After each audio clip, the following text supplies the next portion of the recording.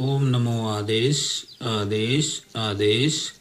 तो प्रेमी भक्तजनों, आज के इस वीडियो में तंत्र जगत की एक ऐसे गूढ़ रहस्य से हम आपको रूबरू करवाने वाले हैं, जिसको जानने के बाद आपकी काफ़ी चीज़ें क्लियर हो जाएंगी। और वह तंत्र की महारथी है, वह मसाणी शक्ति है और एक बहुत ही शक्तिशाली देवी है जिनका नाम है माता दूतनी। माता दूतनी मसाणियों की बहुत बड़ी शक्ति है। अनेक मसाणियाँ जो हैं वह इनके नीचे अंतर्गत कार्य करती हैं, अनेक मसाण भी इनके अंतर्गत कार्य करते हैं। इनका जो स्थान है, इनका धाम है, वह हरियाणा के पानीपत जिले के पाथरी गांव में है। इन्हें पाथरी वाली माता भी कहा जाता है, दूतनी मसाणी भी कहा जाता है। और इनके स्थान पर हजारों के हजार लोग पूजा पाठ करने भी आते हैं। अधिकतर लोग तांत्रिक जो होते हैं वो माता दूतनी की सिद्धि करके ही अपने चौकी दरबार चलाए हुए हैं और इनकी शक्तियों के कारण ही वह तंत्र की क्रिया में सफलता हासिल करते हैं। उनका नाम होता है, पैसे मिलते हैं और उनको समृद्धि को प्राप्त करते हैं। तो यह माता दूतनी जो है तंत्र की एक महाशक्ति है, जिनका स्थान हरियाणा में पानीपत जिले में है। तो इनका प्रभाव क्या होता है, देखिए, हमारा वीडियो माता दूतनी के संबंध में जानकारी देना तो है ही, लेकिन खासकर उन लोगों को जानकारी देना है कि जिनके घर में इनकी पूजा की जाती है, भोग दिया जाता है, या फिर जिन घरों की यह कुल देवी है। तो जिनकी यह कुल देवी है उन लोगों को सावधान होकर बड़े ध्यान से इस वीडियो को सुनना चाहिए, क्योंकि आपके जीवन को प्रभावित कर देगा यह वीडियो, यह ज्ञान। यदि आपने इसको समझ लिया तो आपके सारे सवालों का जवाब आपको घर बैठे ही मिल जाएगा। तो माता दूतनी का जो प्रभाव है वह मैं बता देता हूँ। पहला, इनका सबसे बड़ा प्रभाव होता है इनके जो कुल में है, यानी कि जिनकी यह कुल देवी है, जिनके यहाँ इनकी पूजा पाठ होता है, जिनका थान बनाया गया है इनके घर के, तो जिनका यहाँ इनका थान है, कुल देवी है, उसका सबसे अधिक मन हमेशा भक्ताई की लाइन में जाने का करता है कि मैं चौकी लगा लूँ, कोई गद्दी लगा लूँ, कोई दरबार, कोई बैठक, इस तरह से तंत्र क्रिया में मैं निपुण हो जाऊँ।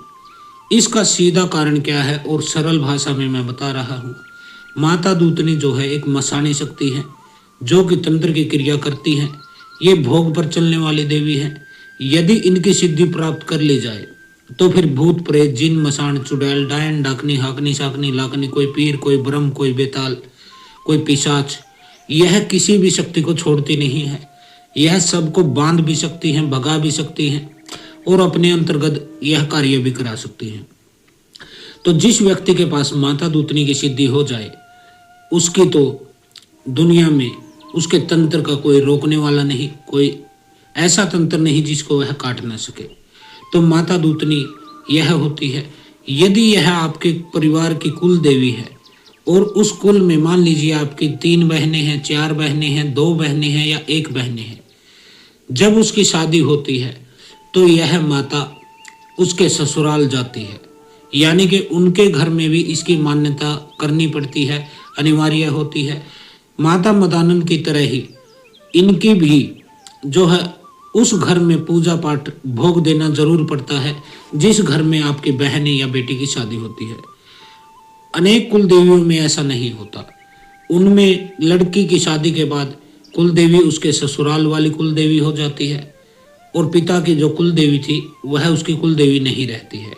लेकिन माता दूतनी और माता मदान है जो मसाणी है, वह बेटी की भी कुल देवी होती है और बेटे की भी कुल देवी होती है। तो यह आपकी बेटी के साथ भी जाएगी, इस चीज को समझ लीजिए। अनेक लोग ऐसे परेशान हुए रहते हैं लेकिन उन्हें पता नहीं होता है कि उनकी कुल देवी जो है माता दूतनी है। तो यह होता है। इनके साथ माता मदानन, 5 बावरी, जहरवीर की चौकी, तो इसके अलावा अनेक प्रकार के वीर, मसाण, ये सभी शक्ति चलती है। इनके साथ जो शक्ति चलती है उनमें मुख्य रूप से धनदा मसान होता है। धनदा मसान है, धनदा, वह मसान एक शक्तिशाली मसान है जो इनके अंतर्गत चलता है। और वह धन की क्रिया में काम आता है।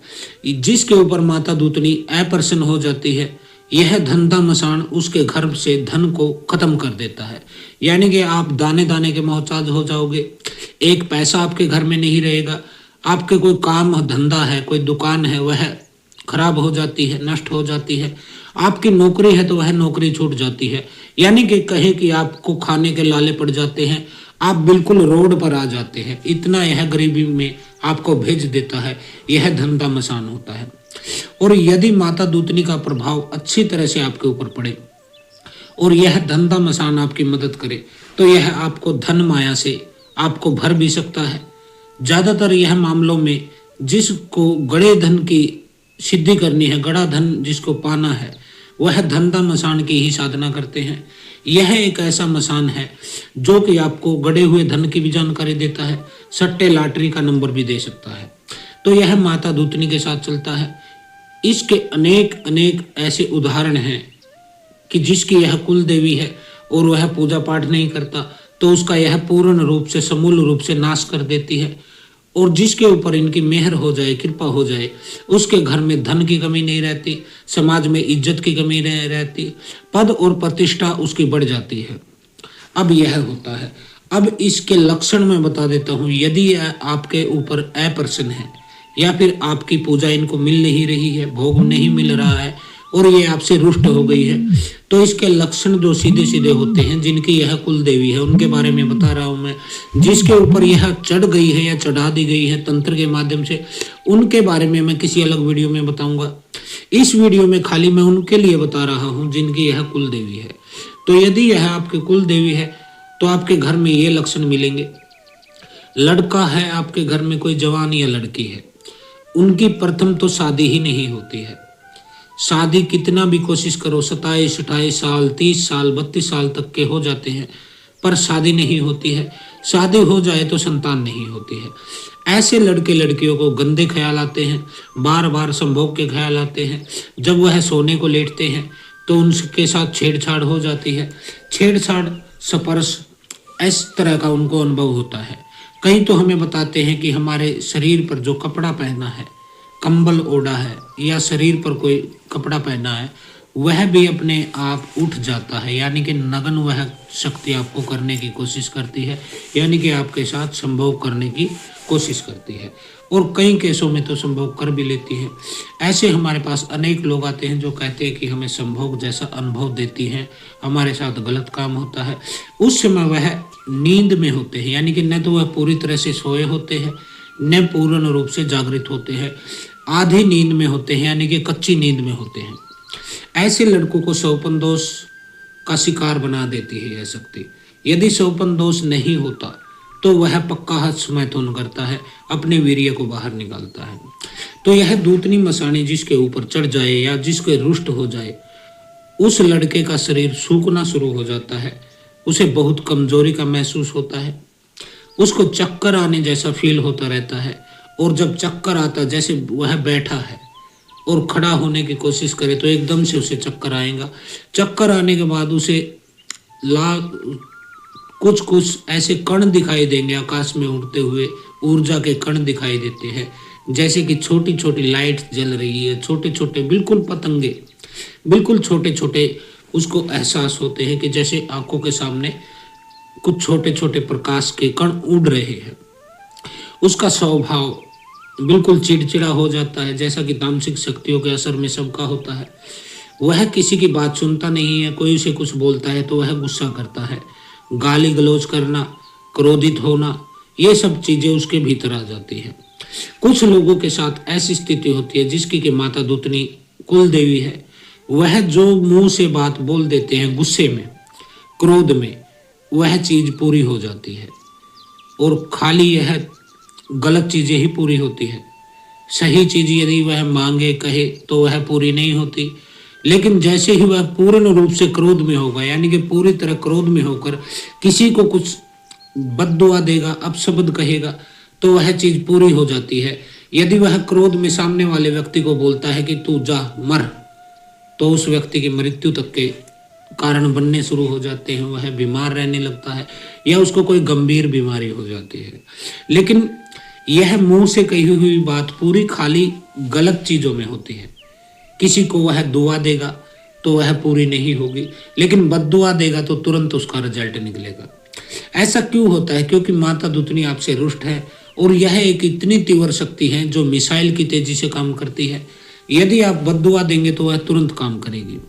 ऐसे व्यक्तियों की बुद्धि भ्रमित हो जाती है। बुद्धि भ्रमित यानी कि उसका दिमाग काम करना बंद कर देता है। वह किसी एक जगह पर एकाग्रचित नहीं रहता है, यानी एक जगह पर उसका मन नहीं लगता है। वह इधर उधर दौड़ता रहता है, इधर उधर ढूंढता रहता है, उसे मार्ग नहीं मिलता है। कई लोगों को सवारी आती है माता दूतनी की, और सवारी आती है तो तेज तेज वह गर्दन घुमाती है। कुछ लोग चिल्लाते भी हैं, हाथों से अपने पैरों को पीटना शुरू कर देते हैं। इस तरह से उसको सवारी भी आने लग जाती है। सवारी आने के पश्चात कई बार तो सुअर के भोग की यानी कि सुअर की बलि भी यह शक्ति मांगती है। अगर यह ऐसे सुअर के भोग की मांग करे तो समझ जाना कि माता दूतनी ही है। अचानक से किसी की मृत्यु हो जाना, घर में किसी बड़े की मृत्यु हो जाना, खासकर इसमें बड़े लोग ही मरते हैं, जैसे आपके दादा हो गए, दादी हो गई, पिता हो गए, माँ हो गई, बहन हो गई, आपसे बड़ा भाई हो गया। इस तरह से ऊपर से नंबर लगता है, क्योंकि यह भोग जब आप इसको भोग नहीं देते हैं, जो पद्धति है इसकी, किसी के घर में सुअर का भोग दिया जाता, किसी के में बकरे का, लेकिन जब आप इस चीज को छोड़ देते हैं तो यह मनुष्य को घाटा करने लग जाती है, यानी कि मनुष्यों की मृत्यु होना चालू हो जाता है। और यह मृत्यु भी एक्सीडेंटल होती है, अचानक से होती है। जैसे अचानक से आपको पता चला कि कैंसर हो गया है, अचानक से हार्ट अटैक आया और व्यक्ति खत्म, नस ब्लॉक होके व्यक्ति खत्म हो जाता है, यह होता है। कुछ लोग कहते हैं कि गुरुजी हमने माता दूतनी का थान बना रखा है अपने घर में, हम पूजा भी करते हैं, इनका भोग भी देते हैं, इनकी सेवा भी करते हैं, ये हमारे कुल देवी हैं, लेकिन फिर भी लाभ नहीं मिलता है। तो यह कहने वाले को मैं कह देना चाहता हूं कि बेटा, ऐसे आप स्वयं ही थान नहीं बना सकते हैं। थान बना के आप भक्ति करने लगे और आपको लाभ नहीं मिले बल्कि उल्टा असर हो, तो इसका कारण क्या होता है?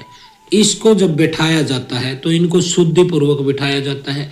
कोई सिद्ध, कोई तांत्रिक, कोई भगत, वह जो प्रक्रिया बताता है उसके अनुसार आपको ईंटों को धोना होता है, शुद्ध करना होता है, ईंटों को रखना होता है, उसके बाद आपको थान बनाना होता है, थान में इनकी प्रतिष्ठा करनी होती है, यानी कि इनको आह्वान करके और इनको बैठाया जाता है।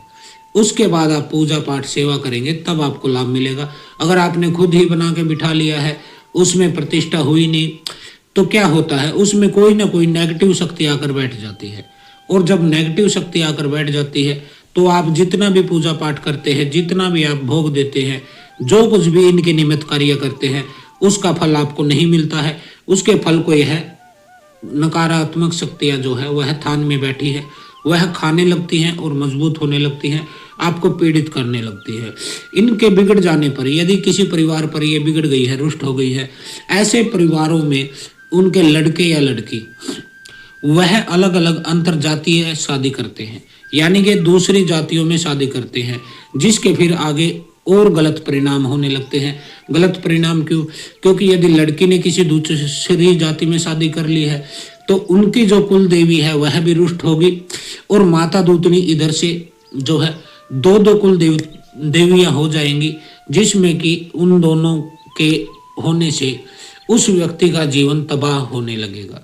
क्योंकि दोनों शक्तिशाली शक्तियां होती है, वह उधर से जोर लगाती है, दूसरी इधर से जोर लगाती है। अंतर जातीय जो शादी होती है उसमें ज्यादातर यही होता है कि दोनों के घर के कुल देवी और पितर रुष्ट हो जाते हैं, क्योंकि वह सोचते हैं कि इसने तो मेरी नाक कटा दी दूसरी जाति में शादी करके। तो अंतर जातीय विवाह संबंध यह बनवा देती है, उस लड़के और लड़की की बुद्धि को भ्रष्ट करके उसे किसी ऐसे व्यक्ति के साथ संबंध बनवा देती है जिससे शादी होती है, वह किसी दूसरी जाति का होता है, जिससे कि उनका जीवन बहुत कष्ट में चलता है। कुछ लड़के हैं जो गलत मार्ग पर चलते हैं, लड़कियां भी जो है वो गलत मार्ग पर चल पड़ती है, काम वासना के मार्ग पर चलती है, इस तरह कोई धंधा करने लग जाती है। इसके अलावा जो लड़के होते हैं वह नशे की तरफ चला जाता है। अब लड़का नशे में शराब पिएगा, कोई गांजा पिएगा, कोई मेडिकल नशा करेगा, इस तरह से वह गलत मार्ग पर चल जाता है। यह माता दूतनी के रुष्ट होने के परिणाम है। और जिनकी यह कुल देवी है, यह यदि उनकी पूजा न करे, यदि वह भगत न बने और गद्दी न लगाए घर में, यानी कि जैसे आपका परिवार है, आप 4 भाई हैं, 2 बहनें हैं, आपके चाचा ताऊ है, पूरा आपका कुटुंब है, कबीला है, कुनबा है, उसमें एक भगत जरूर होना चाहिए यदि माता दूतनी आपकी कुल देवी है, जो इसकी गद्दी लगाता हो और जो दूसरे लोगों के कष्ट का काट करता हो, इन्हें भोग देता हो। एक व्यक्ति को भगत बनना ही पड़ता है, नहीं तो माता दूतनी पूरे वंश का नाश कर देती है। सबको पैसे की कमी रहेगी, बीमारियां आएंगी, घर में झगड़े होंगे, बरकत नहीं होगी। एक व्यक्ति को भगत बनना ही बनना पड़ेगा यदि माता दूतनी का आपको सुख हासिल करना है, उनका आशीर्वाद चाहिए और उनकी कृपा आपके ऊपर बरसती रहे। तो आज के लिए इतना ही। हर हर महादेव। ओम काली। आदेश गुरु गोरक्षनाथ।